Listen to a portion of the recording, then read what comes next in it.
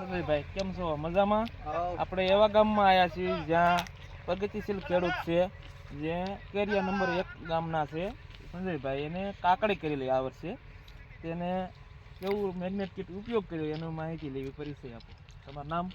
મારું નામ સંજયભાઈ, સંજયભાઈ, કેરિયા ગામ. મોબાઈલ નંબર આપી દીજો.